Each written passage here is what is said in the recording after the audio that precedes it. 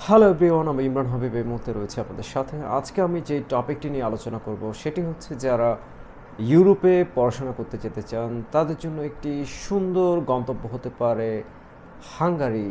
হ্যাঁ, হাঙ্গারির করভিনাস ইউনিভার্সিটি নিয়ে আজকে আমরা আলোচনা করব। এই ইউনিভার্সিটিতে ভর্তি প্রক্রিয়া, টিউশন ফিস এবং অন্যান্য যে আনুষঙ্গিক বিষয়গুলো রয়েছে সেগুলো নিয়ে কিন্তু একটি চমকপ্রদ আলোচনা হবে। আশা করছি আপনারা সাথেই থাকবেন। মূলত যারা সোশ্যাল সায়েন্স এবং বিজনেস ব্যাকগ্রাউন্ড থেকে পড়াশোনা করেছেন তাদের জন্য কিন্তু করভিনাস ইউনিভার্সিটি একটি আইডিয়াল প্লেস হতে পারে। এখানে আপনি আপনার পছন্দের বিজনেস এবং সোশ্যাল সায়েন্স ব্যাকগ্রাউন্ডের সাবজেক্টগুলো পেয়ে যেতে পারেন।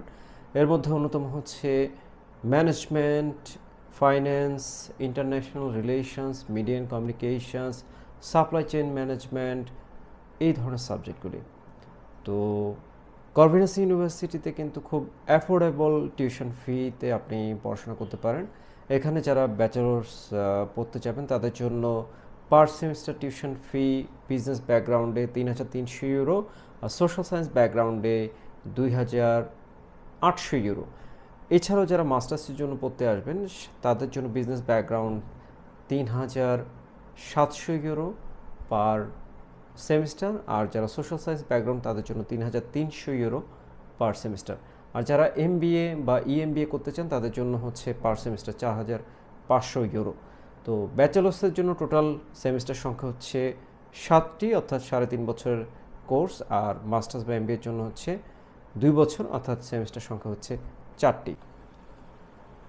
করভিনাস ইউনিভার্সিটিতে আবেদন প্রক্রিয়া কিন্তু ইতিমধ্যে শুরু হয়ে গেছে এবং যা কিনা অগাস্ট পর্যন্ত চলবে।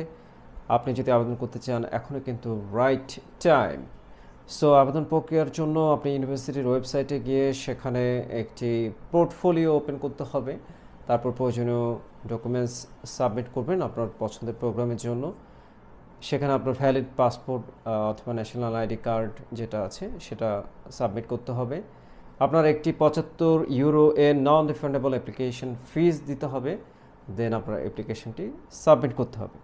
অ্যাপ্লিকেশনটি সফলভাবে সাবমিট হয়ে গেলে আপনাকে একটি এন্ট্রান্স এক্সামে পার্টিসিপেট করতে হবে এবং সেটির ফলাফলের উপর ভিত্তি করে আপনি হচ্ছে যে পরবর্তীতে আপনার জন্য একটি অফার লেটার ইস্যু করা হবে এবং সেই অফার লেটারটি আপনি পাওয়ার পর আপনি যে একটা সেমিস্টারের যে টিউশন ফি আছে সেটি প্রদান করে আপনি হচ্ছে যে পরবর্তীতে বাংলাদেশে যে এমবাসি রয়েছে হাঙ্গেরিতে হচ্ছে, হাঙ্গেরির যে ভিসা অ্যাপ্লিকেশনগুলো সেগুলো মূলত ভিএফএস গ্লোবালের মাধ্যমে প্রসেস হয়ে থাকে। তো ভিএফএস গ্লোবালের একটি অফিস আছে, সেখান থেকে মূলত এই ভিসা আবেদনগুলো প্রক্রিয়াকরণ করা হয়।